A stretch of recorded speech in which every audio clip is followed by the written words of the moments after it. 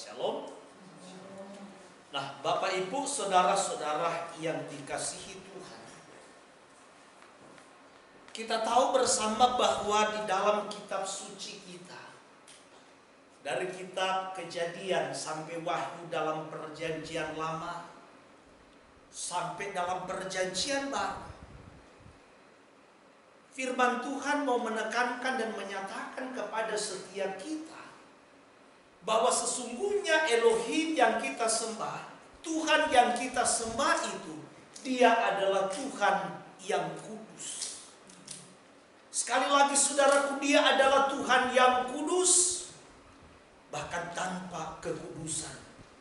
Kata firman Tuhan, tidak seorang pun yang bisa melihat Tuhan. Jangankan saudaraku ada orang yang ingin mendekat lalu menikmati Tuhan dalam hidupnya.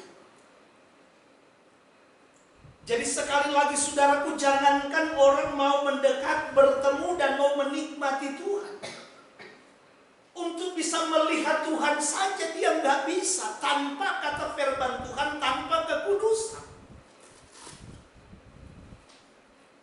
Bahkan di dalam parasa yang kita baca tadi saudara, bagaimana firman Tuhan mau menekankan, menegaskan kepada kita bahwa begitu kudusnya Tuhan itu. Sehingga kalau ada orang yang najis, gak mungkin dia akan bisa mendekat kepada Tuhan. Gak mungkin dia bisa menghampiri Tuhan. Keluarga imam-imam saja saudara, keluarga imam besar Aharon atau Harun sendiri, kata firman Tuhan, saat mereka ada dalam kondisi yang najis alias tidak tahir, maka mereka tidak diperbolehkan untuk memakan persembahan yang kudus, yang dipersembahkan oleh orang Israel kepada Tuhan. Karena kita tahu dalam persembahan yang dipersembahkan oleh bangsa Israel untuk dipersembahkan kepada Tuhan melalui imam-imam, di situ ada jatah daripada para imam. Ada jatah daripada para imam. Tetapi ketika mereka ada dalam kondisi yang tidak tahir alias najis, mereka tidak boleh makan persembahan yang kudus. Orang Israel ketika datang mau menghadap Tuhan membawa korban persembahan apapun itu, kata firman Tuhan, apakah itu korban bakaran, apakah itu korban sajian, korban keselamatan, kata firman Tuhan mereka tidak boleh mempersembahkan sesuatu yang ada cacatnya. Korban yang ada cacatnya saudara. Ini untuk menunjukkan kepada kita bahwa sesungguhnya memang Tuhan yang disembah oleh Abraham, Ishak dan Yakub, Tuhannya bangsa Israel, itu adalah Tuhan yang kudus. Lalu kemudian Bapak Ibu Saudaraku yang dikasihi Tuhan, kita mungkin berpikir, apakah kehidupan kita manusia yang punya latar belakang, mungkin kita adalah orang-orang dunia, kita mungkin adalah orang-orang yang bejat, orang-orang jahat dulunya. Apakah mungkin kita bisa hidup di dalam kekudusan supaya kita boleh layak diperkenankan untuk bisa mendekatkan diri kita kepada Tuhan? Bapak Ibu Saudara sekalian, memang di dalam kekristenan itu ada banyak sekali pengajaran yang keliru tentang yang namanya kekudusan. Ada banyak khotbah-khotbah yang sering kali saya dengar, yang mungkin juga Bapak Ibu Saudara sekalian pernah dengar. Apakah secara langsung atau mungkin melalui media sosial, melalui YouTube.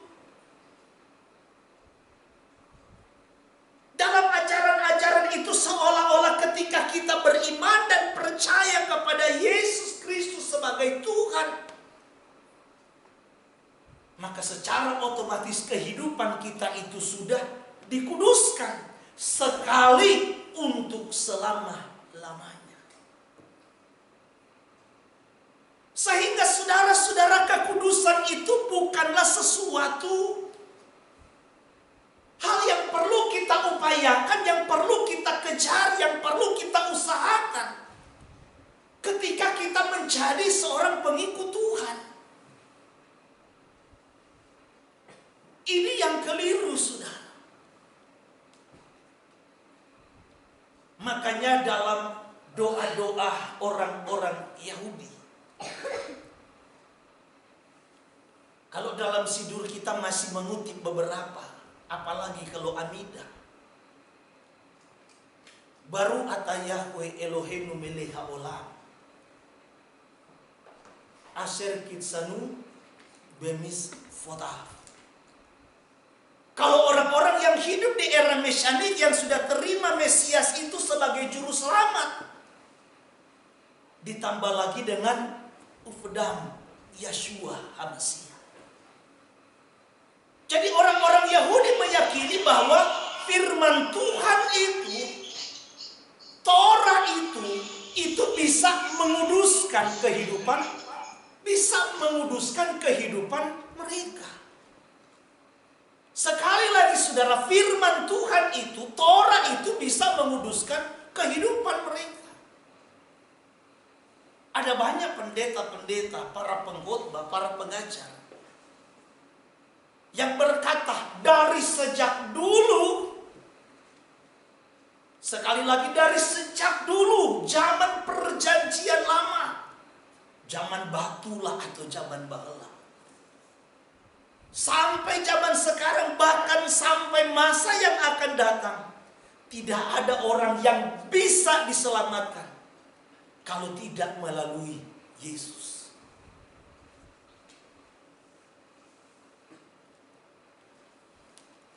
Memang kedengarannya saudaraku,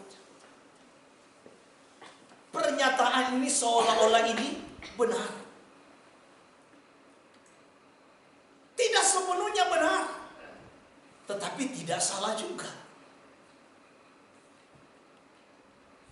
Karena muncul pertanyaan, bagaimana orang-orang yang hidup sebelum di zaman, bagaimana orang-orang yang hidup di zaman sebelum Yeshua datang ke dunia ini dengan misi penyelamatan, atau yang dulu yang kita kenal dengan nama Yesus. Apakah tidak ada jaminan keselamatan bagi mereka?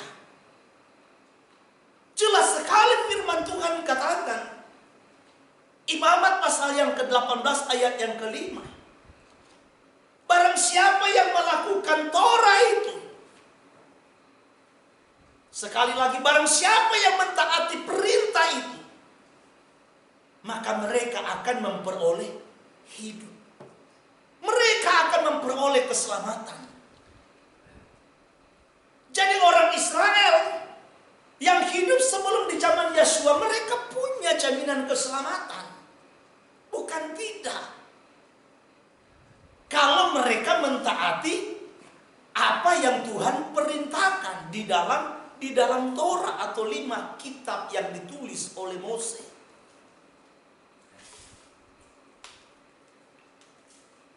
Tetapi itulah kasih Tuhan kepada manusia yang begitu luar biasa. Karena ketika sejak manusia yang pertama jatuh ke dalam dosa, maka manusia seterusnya yang merupakan keturunan daripada Adam ini, termasuk kita. Kita ini adalah manusia-manusia yang berkodrat dosa. Sehingga keinginan manusia selalu kecenderungannya hanya ingin memuaskan nafsunya semata. Mengikuti apa yang dia inginkan, bukan apa yang Tuhan inginkan. Sehingga saudaraku, kalau ibarat Torah itu adalah undang-undang, manusia orang Israel sebelum Yeshua datang dalam wujud manusia, mereka harus mentaati undang-undang itu.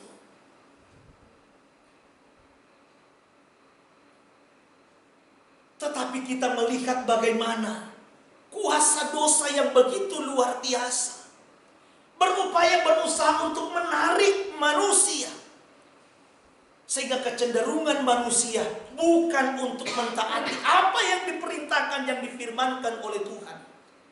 Justru kecenderungan manusia yaitu selalu ingin melanggar atau memberontak terhadap perintah Tuhan. Sehingga karena cinta dan kasih daripada Bapa Yahweh inilah Tuhan sendiri berinisiatif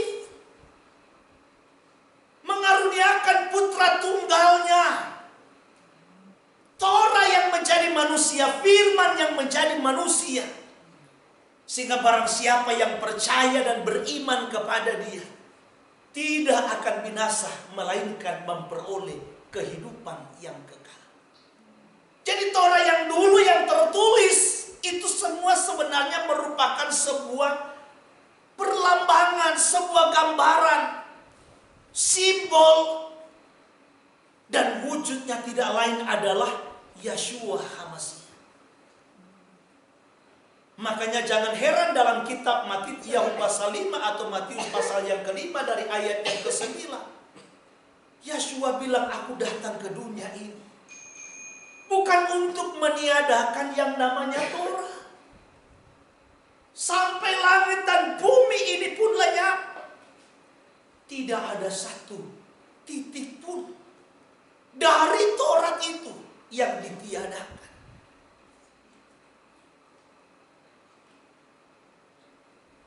Kita tahu bahwa Yod itu kalau dalam aksara Ibrani merupakan huruf yang paling kecil. Satu titik yang terkecil pun di dalam Torah ini tidak ada yang ditiadakan. Karena aku datang justru untuk menggenapi. Jadi Yeshua mati di atas kayu salib itu sebagai sebuah penggenapan daripada apa yang sudah dinubuatkan oleh para nabi di dalam perjanjian lama, termasuk di dalam 5 kitab Mose. Saya berikan contoh misalnya dalam Ulangan 18 ayat yang ke-18 bilang, apa kata firman Tuhan? Aku akan membangkitkan seorang nabi yang seperti engkau, Mose. Siapa nabi yang dimaksud yang akan dibangkitkan oleh Tuhan?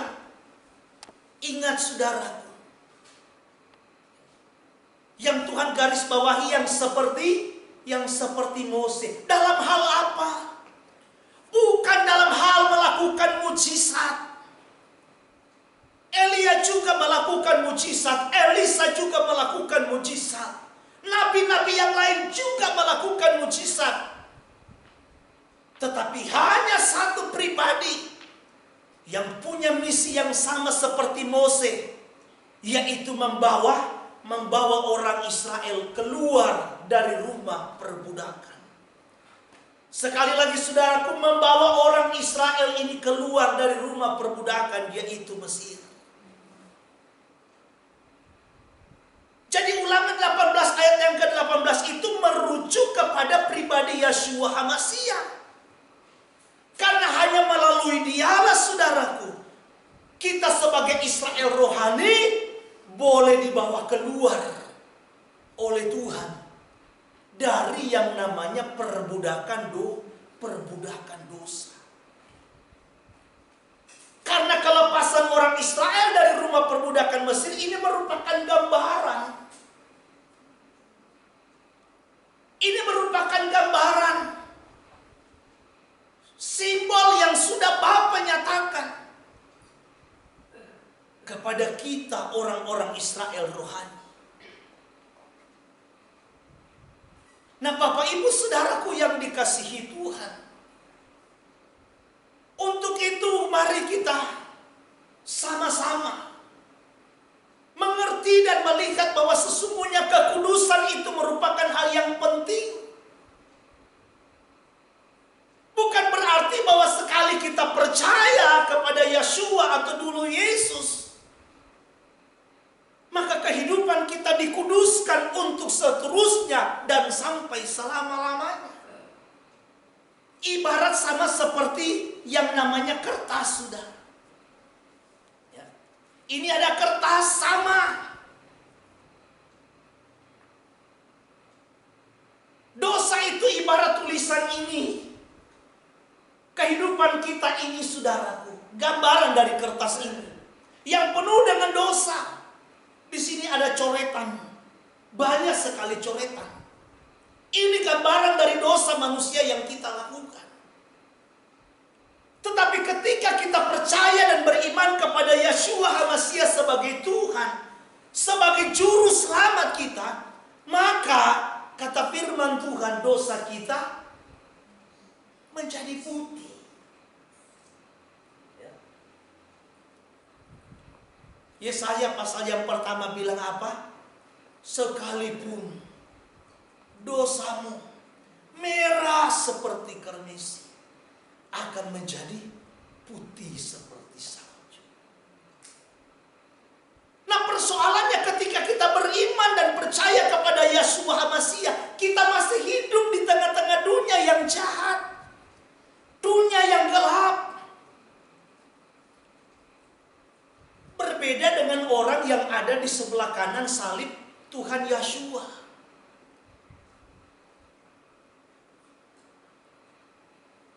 Yang di sebelah kanan bilang apa kepada Yeshua? Ingatlah akan aku kalau engkau datang kedua kali sebagai raja. Lalu apa yang Yeshua bilang? Hari ini juga engkau bersama-sama dengan aku di dalam Firdaus. Persoalannya orang yang di sebelah kanan itu tidak diberikan kesempatan lagi oleh Tuhan untuk menjalani hidup di dunia ini. Sehingga saat itu, ibarat kertas ini tadinya penuh tulisan coretan hitam, dia menjadi putih. Apakah dia diperkenankan? Apakah dia menjadi kudus? Ya. Dia sangat diperkenankan. Dia telah dikuduskan dengan darah yang dikorbankan oleh Sang Putra di atas kayu salib. Dan dia sudah mencapai garis akhir. Persoalannya kita, saudaraku, belum mencapai garis akhir. Kita masih hidup di dunia ini. Itulah yang Rasul Paulus, Rasul Saul bilang apa? Tetap kerjakan keselamatanmu. Kita harus terus menjaga kekudusan itu. Kita harus mengejar kekudusan itu.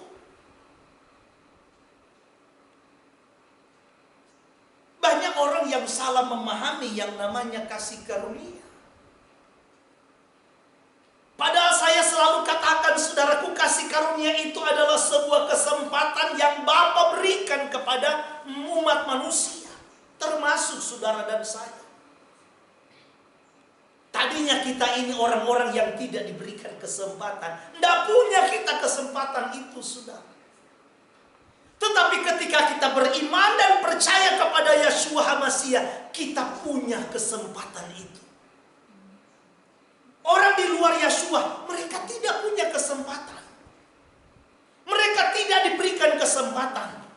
Sementara kita yang ada di dalam Yeshua, kita diberikan kesempatan oleh Tuhan. Maka pergunakan kesempatan itu, saudara. Bukan otomatis. Sekali selamat, tetap selamat. Maka perhatikan baik-baik statement ini yang saya bilang sangat berbahaya. Dan ini sangat menyesatkan. Statement ini seringkali keluar dari mulut para pengkhotbah. Bahwa apapun yang kita lakukan ke depan setelah kita percaya kepada Yesus, apakah itu baik, apakah itu buruk, apakah itu kebenaran, apakah itu dosa, itu akan bisa mempengaruhi keselamatan yang sudah kita terima. Jadi dosa yang kita lakukan ke depan pun itu tidak akan bisa mempengaruhi. Karena cukup kita beriman kepada Yesus, kita sudah memperoleh jaminan. Saya selalu katakan ketika kita beriman dan percaya kepada Yeshua, berarti kita diberikan kesempatan. Kita diberikan kesempatan. Ibarat perlombaan kita sekarang masuk dalam perlombaan itu. Tapi perlombaan ini masih perlu kita kerjakan ke depan. Memang darah pengampunan itu selalu tersedia bagi kita. Tidak seperti orang Israel di zaman dulu. Mereka harus menyediakan korban penebus salah, korban penghapus dosa. Kalau kita memang darahnya sudah tersedia, sehingga kapan saja kita datang untuk meminta ampun dengan penuh kesadaran, dengan rendah hati, maka pengampunan selalu akan tersedia. Tetapi satu hal jangan kita lupa, bahwa Tuhan itu tidak mau dipermain. Tuhan itu tidak mau dipermainkan. Tuhan itu tidak mau dipermainkan. Dia itu, saudaraku, adalah Maha Pengampun. Kapan saja hari ini kita minta ampun, besok kita minta ampun lagi, diampuni dah. Diampuni. Karena darah Yeshua selalu tersedia untuk kita. Dia Maha Pengampun, tetapi dia bukan Maha Sabar. Tuhan kita itu dia panjang sabar. Sepanjang-panjangnya kesabaran Tuhan pasti ada ujungnya, ada batasnya. Yang ngerinya, saudara, karena kita beranggapan, toh saya masih muda, waktu saya masih panjang, ndak apa-apa, saya mau hidup dulu, puas-puasin dulu kedagingan saya mau pengen lakukan dosa dulu, selagi saya masih kuat, selagi saya muda. Kadang-kadang ada orang Kristen yang suka berpikir begitu. Mereka lupa bahwa Tuhan itu kesabarannya ada batasnya. Karena orang mati itu tidak harus dia tua. Orang muda pun bisa mati. Orang mati itu tidak harus sakit. Lagi sehat-sehat juga bisa mati. Maka untuk itu penting sekali bagi kita untuk senantiasa berjaga-jaga. Selalu hidup di dalam kekudusan. Apa yang dikatakan oleh firman Tuhan parasat tadi yang kita baca tentang kekudusan? Imamat pasal 20 ayat yang ke-26.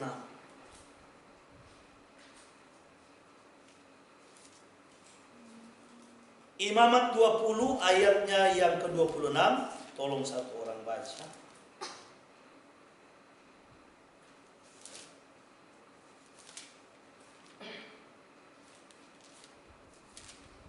Imamat 20 ayat 26. Kuduslah kamu bagiku sebab aku ini Yahweh kudus, dan aku telah memisahkan kamu dari bangsa-bangsa lain supaya kamu menjadi milikku. Kuduslah kamu sebab aku Yahweh Elohim yang kudus. Aku telah memisahkan kamu. Kudus dalam bahasa Ibrani diambil dari kata kadus, yang artinya adalah terpisah, dipisahkan. Kata Tuhan kepada bangsa Israel, aku telah memisahkan kamu dengan bangsa-bangsa lain. Saudara, kalau baca dan renungkan Ulangan pasal yang keempat, begitu bangsa Israel ini dibedakan dengan bangsa-bangsa lain. Sampai Tuhan bilang kepada mereka, aku memang memberikan kepada bangsa-bangsa lain itu apakah benda-benda penerang benda-benda langit yang mereka mau jadikan sesembahan mereka? Apakah mereka mau jadikan sesembahan mereka dari kayu, dari batu? Karena memang kamu aku bedakan dengan bangsa-bangsa lain. Kamu harus menyembah kepada aku, Yahweh Elohim.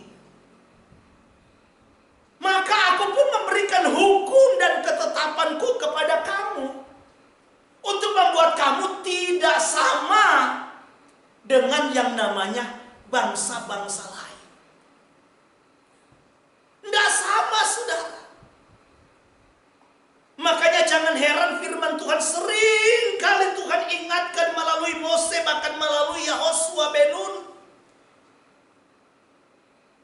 Apa yang Tuhan katakan, jangan engkau mengikuti perilaku orang-orang Mesir, di mana waktu engkau aku bawa keluar. Jangan juga engkau berperilaku sama seperti orang-orang yang di mana engkau nanti akan aku bawa. Karena di sana ada orang Feris, orang Hewi, orang Yebus, dan yang lain-lain. Jangan kamu mengikuti tabiat mereka, kebiasaan mereka, peraturan-peraturan mereka. Karena memang engkau aku mau pisahkan. Ibarat bangsa-bangsa lain ini, saudaraku, ini ibarat dunia. Maka sekali lagi, saudaraku, kudus itu artinya mau dipisahkan. Tuhan mau pisahkan Bapak Ibu Saudara sekalian dengan yang namanya dunia. Tapi bukan juga kita berpikir, apakah kalau begitu Pak Gembala, kita perlu mencari tempat yang terpencil supaya kita jauh dari hiruk pikuk segala kenikmatan dunia ini. Lalu kemudian kita tinggal di goa-goa. Kita eksklusif. Kita menyendiri. Cari tempat di mana kita tidak bisa terkontaminasi. Bukan begitu maksud firman Tuhan. Sekalipun Bapak Ibu Saudara kita hidup di tengah-tengah dunia yang jahat ini, tetapi Tuhan mau agar supaya kita punya nilai yang berbeda dengan orang-orang dunia. Kita punya karakter yang berbeda. Kita punya sikap, gaya hidup yang berbeda, tutur kata yang berbeda dengan orang-orang dunia pada umumnya. Jadi nilainya kita nggak boleh sama loh, saudara. Kalau kita ingin meraih yang namanya mengejar yang namanya kekudusan, kita harus ingat betul bahwa nilai kita tidak boleh sama. Kalau saudara baca Efesus 5 ayat 26 dan ayat 27, tolong satu orang baca. Kira-kira saudara, kalau kita bicara nilai anak sekolah, nilainya berapa kalau mengacu kepada ayat itu?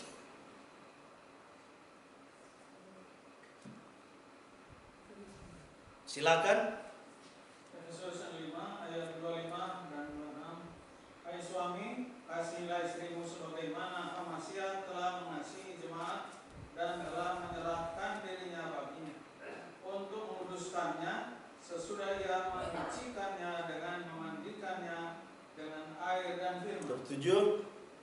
Supaya dengan demikian ia menempatkan jemaat itu di hadapan dirinya dengan cemerlang tanpa cacat atau kerut atau yang serupa itu, tetapi supaya jemaat kudus dan tidak bercela. Nah, kira-kira saudaraku, kita katanya ini setelah kita menerima Yeshua melalui iman percaya kita ditahirkan, dibersihkan, dimeteraikan melalui baptisan mikveh pemeteraian yang kudus.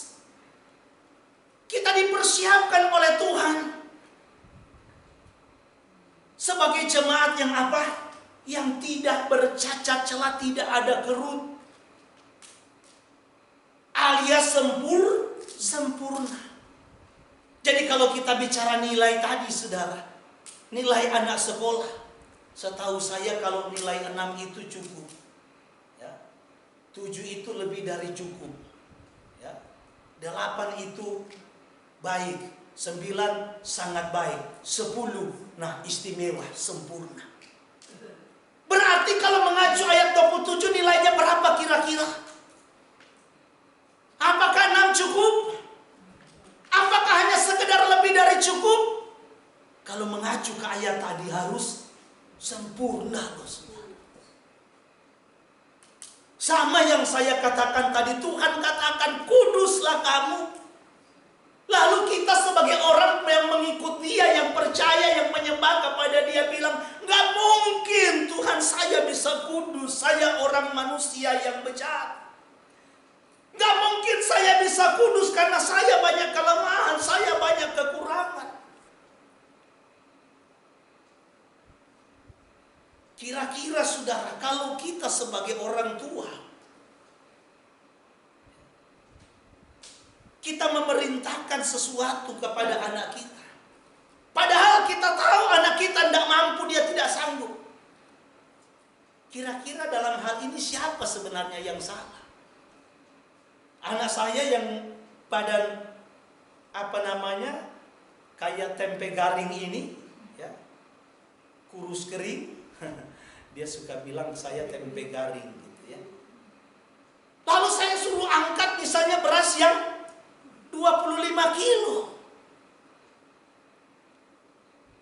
Kira-kira siapa yang salah? Sayanya yang dipertanyakan. Ke orang tuanya gimana sih? Sudah tahu anaknya nggak mampu, sudah tahu anaknya nggak bisa, tapi kenapa masih disuruh, dipaksa? Artinya saudara, kalau Tuhan yang minta, kalau Tuhan yang mau supaya saudara dan saya hidup kudus, tidak bercacat celah, berarti kita bisa apa tidak? Karena nggak mungkin kalau kita tidak bisa saudara. Kalau kita tidak bisa mencapai kekudusan itu, tapi Tuhan yang suruh. Ini sebuah hal yang kontradiktif, aneh. Dan saya percaya, kalau Tuhan yang suruh, berarti Dia tahu kita. Dia tahu kita bisa. Dia tahu kita mampu. Maka jangan andalkan kekuatan kita sendiri. Andalkan dan libatkan Tuhan. Baru kita bisa mampu. Untuk itu Bapak Ibu Saudara sekalian, hal inilah yang Tuhan inginkan. Sehingga sekalipun engkau dan saya hidup di tengah-tengah dunia yang jahat ini, tetapi perilaku kita, style kita, gaya hidup kita, cara bertutur kata kita harus berbeda dengan orang-orang dunia. Perbedaannya bukan kepada yang namanya lebih menekankan kepada lahiriah semata. Oh, kalau ibadah kita harus pakai baju putih-putih karena itu simbol kekudusan. Nggak salah juga, tetapi bukan itu penekanannya, bukan hal lahiriah. Kan ada juga gereja-gereja tertentu yang suka menekankan kepada lahiriah. Misalnya perempuan nggak boleh pakai perhiasan, ya kan? Nggak boleh pakai lipstik segala macam. Ya. Nggak tahu kalau GPDI dulu mungkin begitu, gitu ya. Tapi bukan itu penekanan firman Tuhan.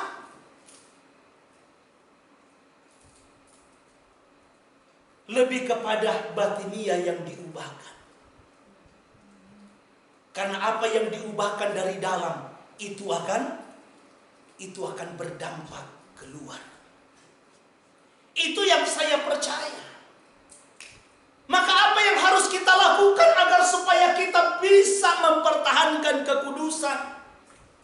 Untuk kita bisa dapat mengejar kekudusan. Di dalam Mazmur tadi pasal 119 ayat yang ke-10. Hal yang pertama Bapak Ibu Saudara yang dikasihi Tuhan adalah rindukan Tuhan dalam hidup kita. Rindukan Tuhan senantiasa, cari Tuhan selalu. Bukan hanya tak kala kita sedang dalam keadaan terhimpit oleh karena pergumulan hidup. Bukan hanya karena kita membutuhkan Tuhan, kita membutuhkan jawaban atas segala persoalan pergumulan yang kita hadapi. Tetapi kerinduan kita ini, saudaraku, yang muncul, yang timbul oleh karena sebuah kesadaran kita ingin mengenal Dia lebih dekat dan lebih dalam lagi. Itu yang dilakukan oleh Daud. Kenapa Daud dia bisa hidup berkenan kepada Tuhan? Kenapa seorang Daud dia bisa hidup dalam kekudusan? Karena dia selalu merindukan Tuhan, mencari Tuhan.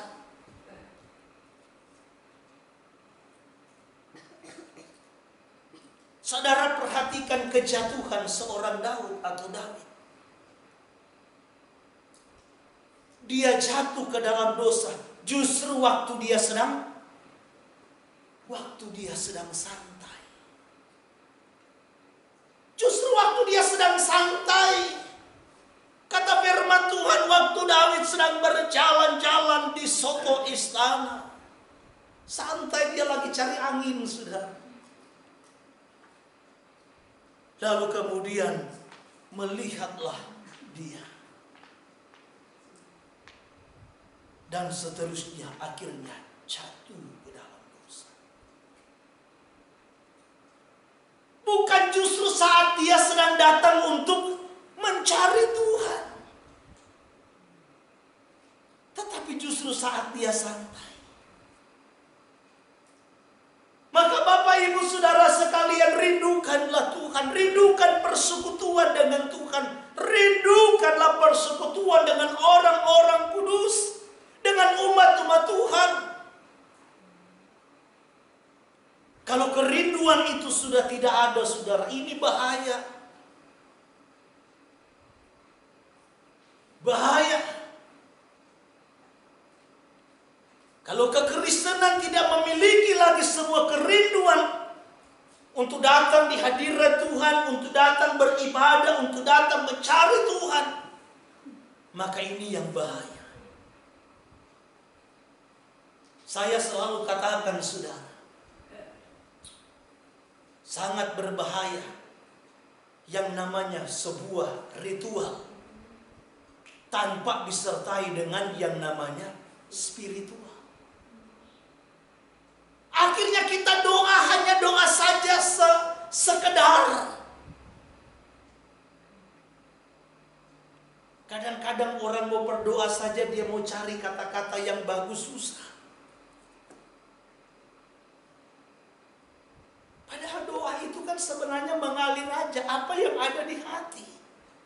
Apa yang Tuhan taruhkan ya sampaikan saja.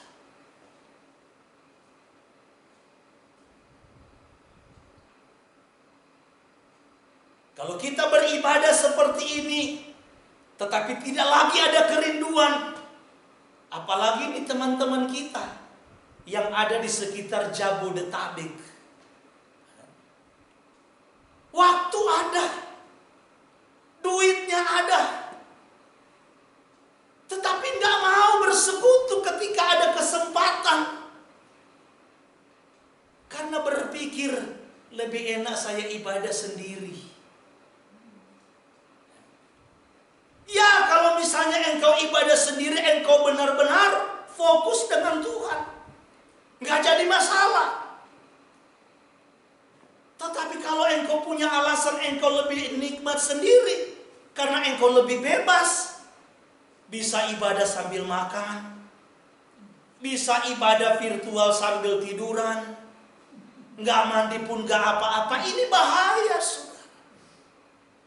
Padahal Tuhan sudah memberikan kelonggaran kepada kita. Tuhan sudah memberikan kita kesempatan untuk kita bersekutu bersama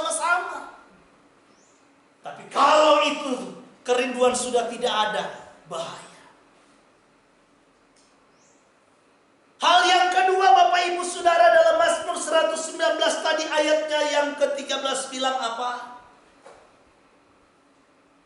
Aku menyimpan di dalam hati apa? Segala ketetapanmu. Menyimpan dalam hati segala janjimu.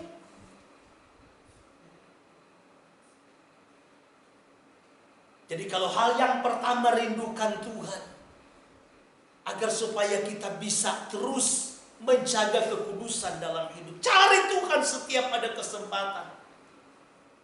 Yang kedua, Bapak Ibu Saudaraku, simpan janji Tuhan, simpan perkataan Tuhan, simpan firman Tuhan. Bukan hanya di dalam pikiran. Kalau penekanan firman Tuhan dalam ayat 13 itu di dalam hati, berarti firman itu perlu direnung, firman itu perlu direnungkan. Sampai meresap. Jadi firman itu bukan hanya sekedar menjadi pengetahuan kita semata. Oh, saya sudah tahu nih khotbahnya Pak Gembala. Larinya kemana, ke sini saya sudah tahu. Bukan itu yang Tuhan inginkan. Firman Tuhan itu, saudaraku, kita simpan melalui akal pikiran yang Tuhan berikan. Direnungkan sampai benar-benar itu tertanam di dalam hati kita. Bayangkan Tuhan menciptakan otak manusia itu begitu luar biasa. Setiap handphone yang kita miliki itu, saudaraku, ada yang namanya memory card-nya. Memory card itu fungsinya adalah untuk menyimpan data. Ada yang 8 GB, ada 16 GB, 32 GB. Sama juga dengan komputer. Komputer itu ada namanya apa? Hard disk. Itu fungsinya sama buat menyimpan data. 320 GB sampai 1 tera, 2 tera. Ya. Tergantung jenis komputernya, tergantung kecanggihannya dan harganya pastinya. Nah, bayangkan Bapak Ibu Saudara, otak kita itu diciptakan, dibuat oleh Tuhan. Begitu luar biasanya.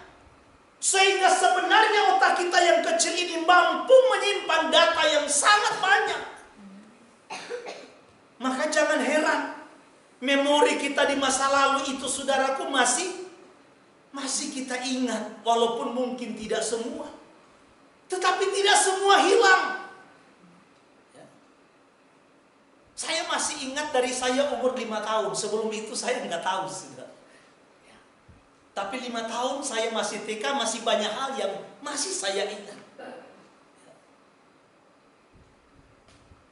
Itulah, saudaraku, begitu luar biasa.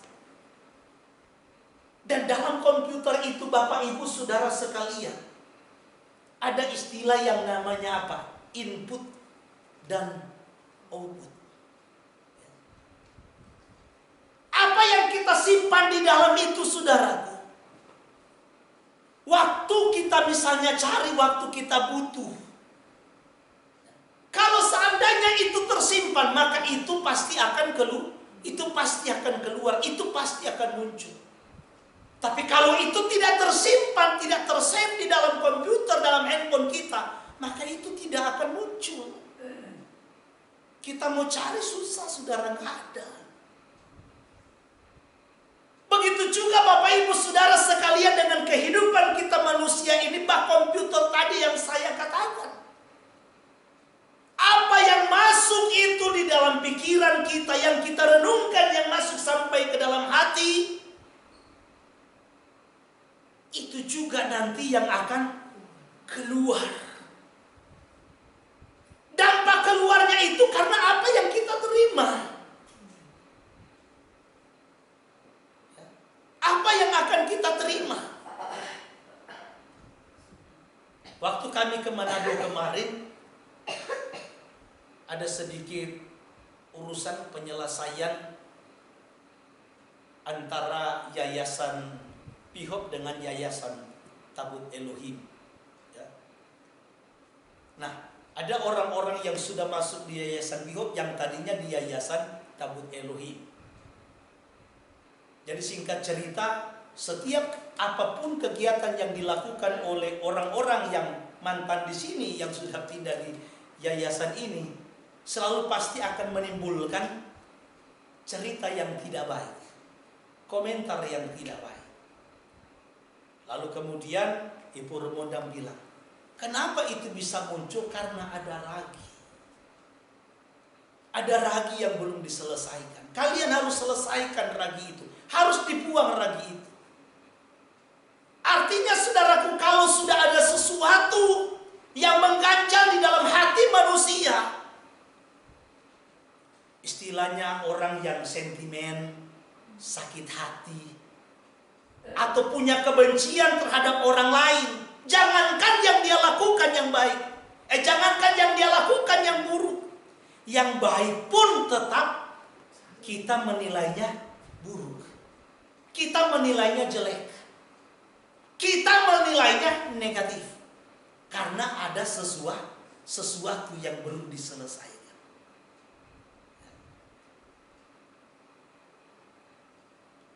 Untuk itu Bapak Ibu Saudaraku, penting sekali apa yang masuk itu di dalam pikiran kita melalui akal yang Tuhan karuniakan dalam hidup kita, itu akan berpengaruh kepada apa yang nanti apa yang akan kita lakukan, apa yang akan kita katakan. Makanya saya katakan selalu, jangan main-main dengan yang namanya pengajaran. Apalagi pengajaran akhir zaman ini.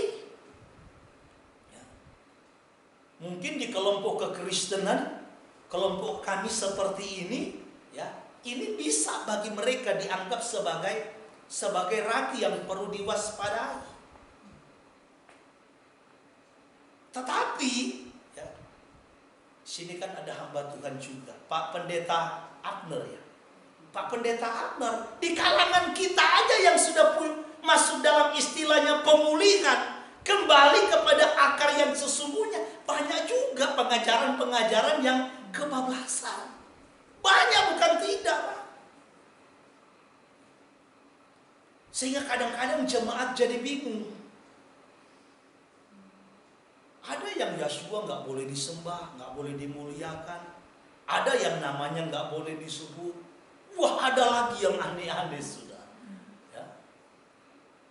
Karena yang saya katakan, apa yang masuk ke sini, ketika itu tertanam di dalam hati, maka itu akan berpengaruh kepada perilaku kita, sikap hidup kita. Maka yang ketiga, yang terakhir, kalau yang pertama, rindukan Tuhan, carilah Tuhan. Yang kedua, simpan firman Tuhan, renungkan firman Tuhan. Terima firman Tuhan, kata Yakub pasal yang pertama, dengan lemah lembut. Yang ketiga, kalau saudara baca ayatnya yang ke-14 dan 15, agar supaya engkau dan saya bisa menjadi saksi hidup. Untuk menceritakan tentang perbuatan Tuhan dalam hidup. Untuk menceritakan karya Tuhan dalam hidup saudara dan saya. Jadi kenapa penting kita hidup dalam kekudusan? Tujuannya agar supaya kita bisa menjadi saksi.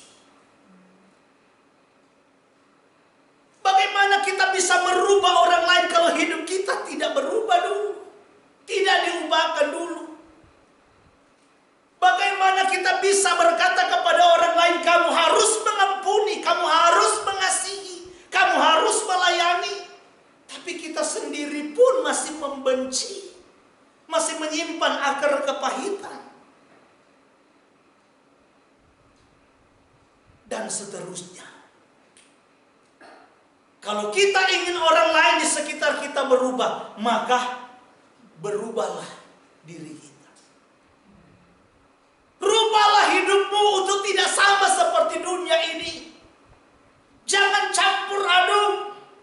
Seperti Kejadian 1 ayat 1 dan 2. Ayat yang kedua bilang apa? Kalau di situ pakai Lembaga Alkitab Indonesia memakai kalimat bumi belum belum berbentuk. Dalam bahasa Ibrani dipakai kata tohu webohu. Belum berbentuk artinya tidak beraturan, masih dalam keadaan kacau. Maka dalam konsep pemahaman Yahudi, ketika Tuhan menciptakan itu saudara, itu semua dalam keadaan kacau. Seperti kalau bapak ibu saudara punya gudang. Jadi waktu di gudang, waduh, di situ semua barang ada, ditumpuk satu tempat. Bagaimana menata gudang itu supaya menjadi bagus, menjadi indah? Mulai dipisahkan antara terang dan gelap, antara kursi dan meja, dan lain-lain. Jadi dalam pandangan Yudaism, yang namanya penciptaan itu adalah sebuah proses pemisahan. Yang tadinya campur aduk, kacau balau, tidak karu-karuan. Nah, Tuhan tidak inginkan kehidupan kita ini seperti apa yang dikatakan di dalam Kejadian 1 ayat yang kedua, yaitu tohu wabohu tadi. Campur aduk. Karena jelas firman Tuhan katakan tidak mungkin bersatu antara Elohim, antara Tuhan dengan yang namanya berhala, belial. Nggak mungkin. Nggak boleh campur aduk. Begitu juga saudara-saudaraku yang dikasihi Tuhan dengan kehidupan kita. Ada orang bilang bahwa wah, kalau kita ibadah Sabat berarti hari lain gak boleh ibadah lagi. Oh, kata siapa? Boleh kita setia, jangankan hari lain, setiap hari ibadah boleh. Tetapi dalam seluruh hari itu, dari hari pertama sampai hari yang ketujuh, Tuhan minta buat Tuhan itu adalah hari ketujuh. Bahasa kasarnya begini, buat dunia saja boleh, buat kita refreshing saja boleh, apalagi buat Tuhan. Kan begitu. Misalnya lah, kita sekarang sudah menguduskan Sabat. Kira-kira besok kalau kita misalnya hari Minggu kita refreshing boleh apa enggak? Boleh. Hari Senin kita jalan-jalan boleh apa enggak? Boleh. Ibadah boleh apa enggak? Ya boleh. Refreshing aja boleh, apalagi ibadah. Jadi kita punya nilai tambah. Makanya kalau teman-teman kita di Manado, mereka bikin ibadah hari Minggu itu adalah ibadah syukur awal minggu atau hari pertama. Jadi Sabat itu sebagai hari raya. Nah, gambaran tohu wabohu ini sama seperti sinode kita, Pak Abner. Karena sinode kita ini otonom. Jadi Pak Abner ke sini, di sini kan kita GPRY. Lalu dengar juga di Cengkareng ada GPRY. Tapi waktu Pak Abner ke sana, kenapa beda sama Pak Nixon? Nanti lagi kalau di Kalimantan kita banyak juga Kaltim sana, banyak juga teman-teman GPRY. Masuk sana, beda lagi. Karena kita otonom. Jadi silakan sidang mau berkembang dengan pemahamannya masing-masing. Makanya di sinode kita ya ada yang masih pakai Yesus, ada yang Yeshua, ada yang Yashua. Ya.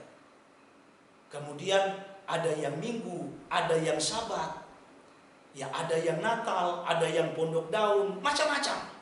Ya, ada yang pakai begini, ada yang pakai stola, ada yang pakai dasi, macam-macam. Karena kita otonom. Jadi sinode itu tidak punya hak untuk intervensi ke dalam. Jadi dia nggak punya hak, nggak boleh. Sudah dibatasi dengan tata dasar. Ada yang namanya hak istimewa setiap sidang. Gitu kan? Jadi kalau kita mau nyanyi jungkir balik, nari-nari, ya itu kembali lagi kepada sidang lokal. Ya. Makanya jangan heran kalau nanti satu waktu ya Ibu Gembala pergi nanti pulang kampung di Manado, ada GPR ya, dipikir sama dengan Pak Nixon, tahu-tahu sahabat, ternyata gerejanya tutup, kok kita ibadah hari Minggu, gitu kan. Begitu masuk hari Minggu, wah ternyata beda lagi ininya, gayanya beda lagi, ya, gitu. Karena kita otonom, itu yang saya bilang tohu wabohu tadi, gitu ya. Nah jadi kembali lagi, dan kita tata dasarnya mengakomodir semua itu. Jadi mengakomodir.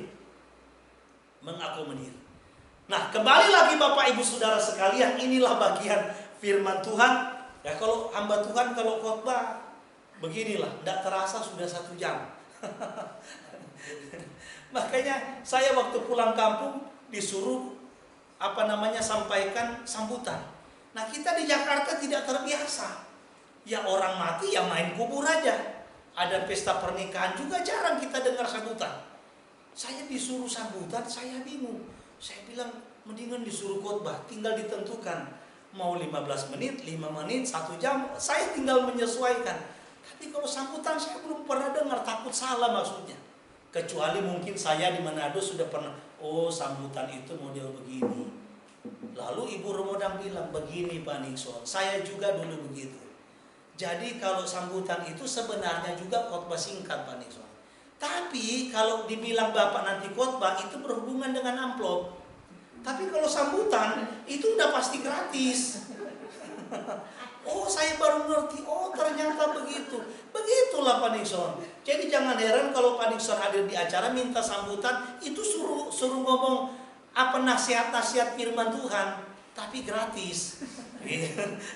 Kalau bilangnya khotbah, bawa renungan, ini pasti berhubungan dengan amplop. Makanya istilahnya sambutan. Oh, saya baru tahu. Gitu kan. Nah, jadi demikianlah sambutan saya hari ini. Maksudnya khotbah saya hari ini, kiranya Tuhan memberkati kita semua. Haleluya. Mari kita